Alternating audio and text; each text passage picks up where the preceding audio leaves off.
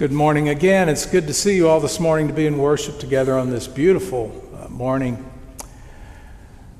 Today I'm going to begin my sermon and end it with Stephen Covey. His book, The 7 Habits of Highly Effective People, contains probably his most famous sentence that he has ever written. And that is, the main thing is to keep the main thing the main thing. The main thing is to keep the main thing the main thing. So the question for us this morning in this service of worship, as we're gathered here together as a community of faith, is what is the main thing for Jesus? It's really pretty simple, pretty obvious. In fact, someone came to Jesus and asked him almost the exact same question: Jesus, what's the main thing? What he in fact asked was, what is the first commandment? And Jesus answered, Hear, O Israel, the Lord your God is one, and you shall love the Lord your God with all your heart, with all your soul, with all your mind, with all your strength. And the second is like it, love your neighbor as yourself. Love God, love your neighbor.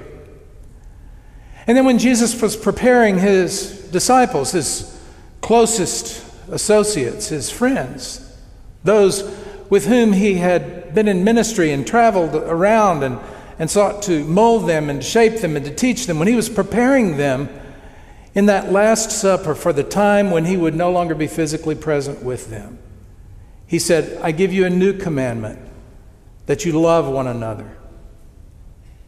As I have loved you, so you ought to love one another.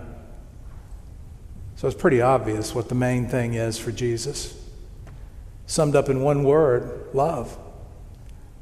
In fact, he goes on to say to his disciples, by this, everyone will know that you are my disciples, if you love one another. Just to drive the point home. Love. And when you look at how Jesus traveled with the disciples and where he took them and what he said to them and the things that he did that they witnessed, the people with whom he associated, you can see that the theme over and over again, the main thing for Jesus, so clear, is love. When I think about Jesus' life and ministry, I remember the retirement speech of a professor who said, as I look back on my teaching career, my image that comes to my mind for who I was throughout my career was a traffic cop. But not one that keeps collisions from happening, but one that causes collisions to happen. See, I wanted to take the hearts and minds of my students and cause them to collide with the truth, to collide with knowledge, to collide with good questions. When I think about Jesus, he took those disciples and he took their hearts and minds and he wanted them to collide with the truth and to collide with people who were different from themselves and to collide with those who were considered the outcasts, the tax collectors, and the sinners with whom he was associating all the times. Part of what got him into so much trouble with the religious authorities. Jesus was like that traffic cop that caused collisions. But the big theme in all of that was the main thing: love. It's the main thing. It's pretty clear.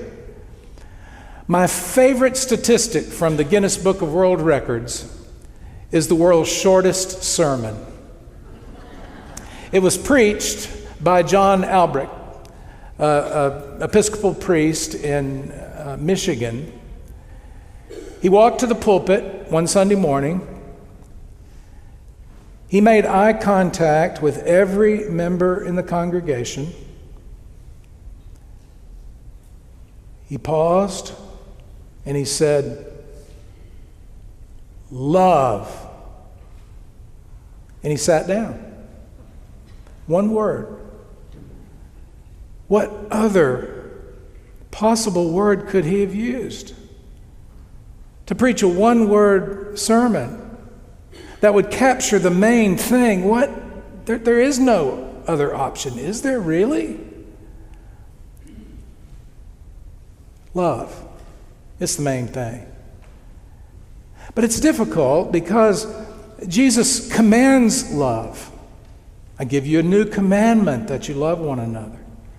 The greatest commandment, love the Lord your God with all your heart, soul, mind, and strength, and love your neighbor as yourself.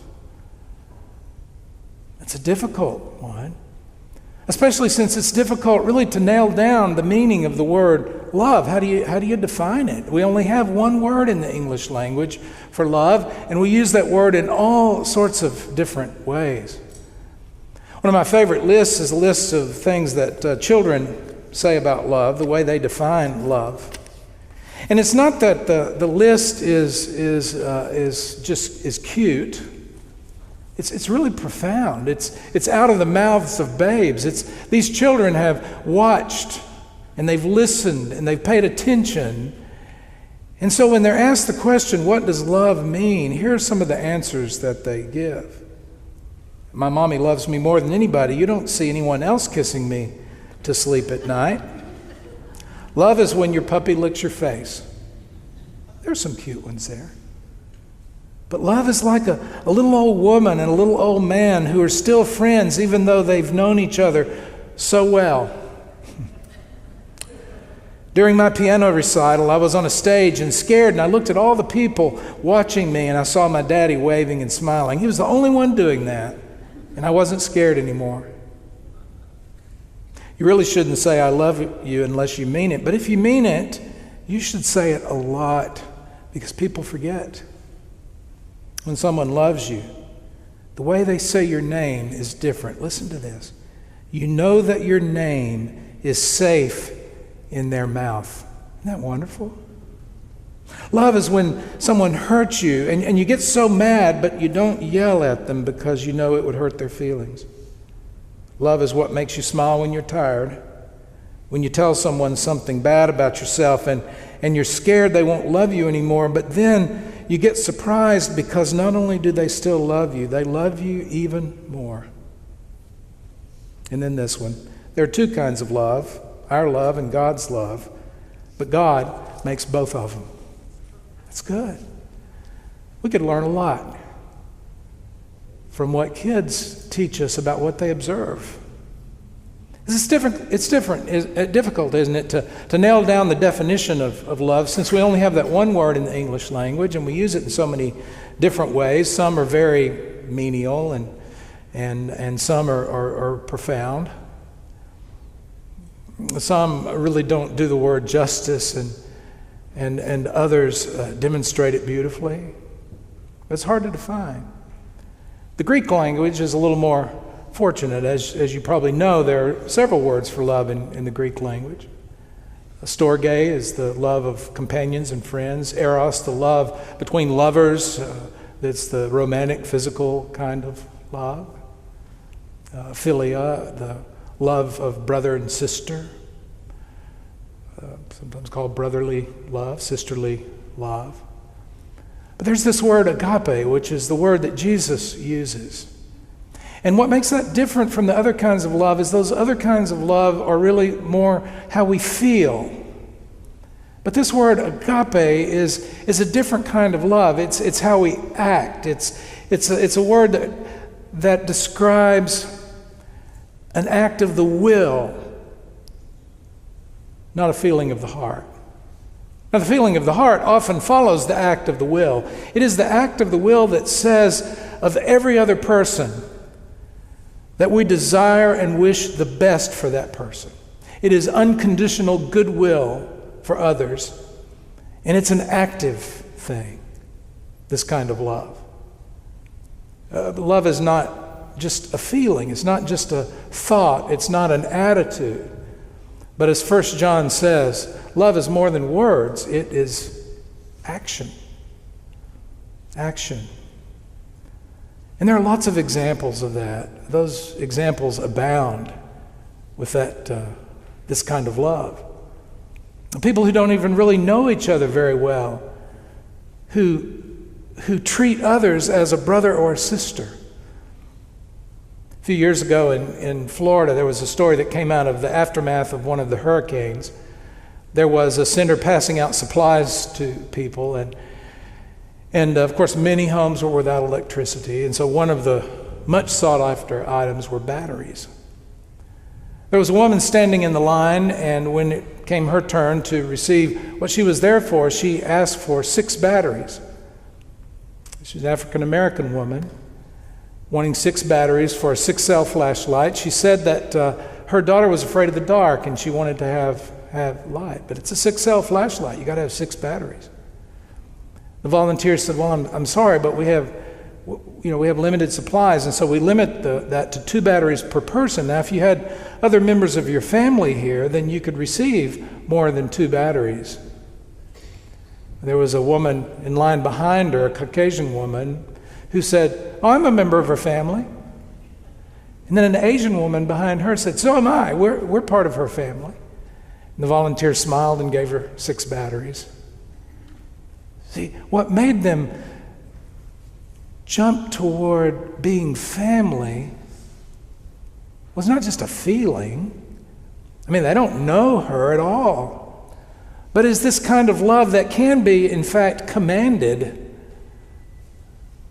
to love like Jesus loves, to consider her family, treat her as family, to know that she is, in fact, family, a sister, a fellow child of God. I remember years ago when I was serving in another congregation, a member of our church was diagnosed with cancer. She started undergoing treatments, chemotherapy. She lost her hair. The first Sunday that she felt like coming back to church, she showed up and she had a scarf on her head. But what was so beautiful and amazing is that there were 6 other women in the pew with her.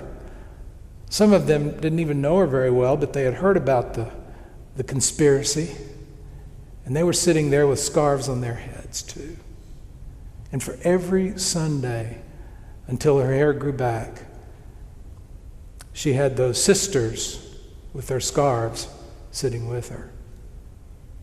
Now those things really don't seem like that big a deal, but imagine the profound effect of that kind of love, a love that is acted out. But it's not always easy to love, is it? I mean, we know that. There are people who are hard to love, and every one of us in this room, we have those people in our lives. All of us. I remember when I first realized that clergy were not immune to that. I was a teenager. I had felt the call to ministry. D.L. Dykes was my pastor at First United Methodist Church in Shreveport. D.L. Dykes, I looked up to D.L. so much. He had such a great influence on my life. He asked if I wanted to follow him around, just to shadow him a little bit, see what pastors do. And I remember we were in a staff meeting, and somebody's name came up. That was a difficult person. And I remember E.L.'s words. He said, I love so-and-so. I really do. But some people are easier to love at a distance, he said. And I realized he was just like me in that regard. And that's been confirmed over and over again, that clergy have the same struggles, the same kinds of striving to follow this command of Jesus, and it can so often be difficult to do. But I think what really makes that possible is the community of faith, the presence of the risen Christ, and the constant reminder as we gather every Sunday, Sunday after Sunday, that we can love because He first loved us. It's the power that God gives us, the Holy Spirit at work in our lives, that really enables us to love in that way. Henry Drummond, a pastor of generations ago, had this image. He said, we're like a piece of steel. You take that piece of steel, and it's just a piece of steel. It's not magnetic. It doesn't draw anything to itself. But he said, place it in an electrical field, and then it becomes magnetic. It becomes energized in a way. And he said, so it is with our lives as we grow closer to Christ, so we begin to take on some of the aspects, the kind of love that he called us to. As I have loved you, he said to those disciples, so you also ought to love one another. It's a tall order. And sometimes being a part of a faith community, there is that notion, well, someone else can do that. I'm not sure I know how to do that. I'm not quite sure I know how to be that person in the world, so maybe someone else can take up the slack and do that. Well, there are a couple of images I want to lift up, and both are musical images. The first one is the story of a junior high band, a middle school band. The music teacher decided to start a band, and she did. They came together, they rented their instruments, they did all the things they needed to do, and she began to rehearse the band, and the principal was so excited about this that the principal kind of got out ahead of her and without asking her announced a concert that would be for the whole school. And the music teacher, didn't feel like they were really ready for that. And yet he had announced it. And so they kind of felt like they had to do it. And so the time came for the concert, and the kids were terrified. They were more than nervous, they were terrified. And so she wanted to set their minds at ease, and she thought the best way to do that was to say to them, just before the concert, if you don't feel confident about your part, just drop out and pretend to play. Can you imagine what happened? She gave the count of the first measure and silence. Nobody felt confident. It takes everybody. But it's easy for us to shy away from this tall command, this difficult command to love in this active, engaged way. So what Jesus did for his disciples is he started something. They traveled with him. He caused all those collisions that would show them over and over again what the main thing is, what that's about. And he gave them this command for when he was no longer physically with them, that you love one another. Then it was up to them. He started it. And then they had to finish it. We have to finish it. Paul even said that we are the body of Christ. Today, it's up to us to finish the work, to continue the work, to bring it to completion, what Jesus started. So here's the second image, that second story. It's Wolfgang Amadeus Mozart. And it's a practical joke that he loved to play on his father, Leopold. Leopold was also a musician. So Mozart would come stumbling in after a wild night on the town, late at night, in the middle of the night. He would plop down at the piano, and loudly he would bang out this.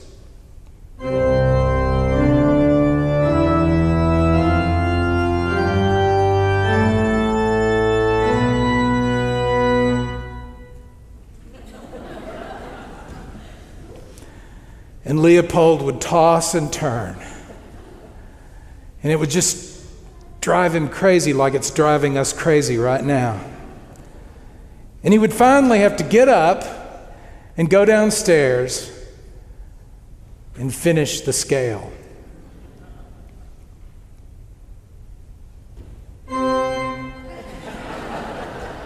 Oh, yes. We didn't finish the scale in the first service. We just left it hanging. I had people going out the door who said, I want that last note. But you see, that's the point. It is this dissonance, it's this discomfort with an unfinished task. It's the tossing and turning that ought to be a part of our lives. To know that it's our responsibility for the main thing, yours and mine.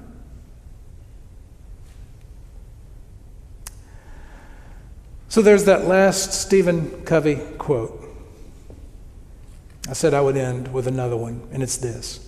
Begin with the end in mind. Remember that one? Begin with the end in mind. It's looking out ahead at where things are headed and what the end that you desire is, what the result that you desire is, and it's beginning with that end in mind. And it applies not only to a project, but it applies to our lives as well. Where are we headed? Where do we want to be ultimately? Between the services, a member of the congregation who's gone through 2 of the Stephen Covey training sessions said that one of the things he says about that habit is, imagine your 80th birthday party. For Lamar Smith, that was 12 years ago. So Lamar, you'll have to remember your 80th birthday party. So imagine your 80th birthday party, he says, and so who do you want to invite to that birthday party, and what do you want to hear? It's really a good question, isn't it? So if you're past 80, you can think of 90 or 100 or wherever you want to go with that. But who do you want to be there, and what do you want to hear? That's a way of asking, how do you want to be remembered? How are you living out the main thing? What will people remember about you and celebrate about you and what you've done and who you are?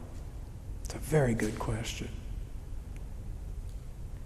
So, it's my prayer for you and for me that we go from this place today keeping the main thing, because that's the main thing. Amen.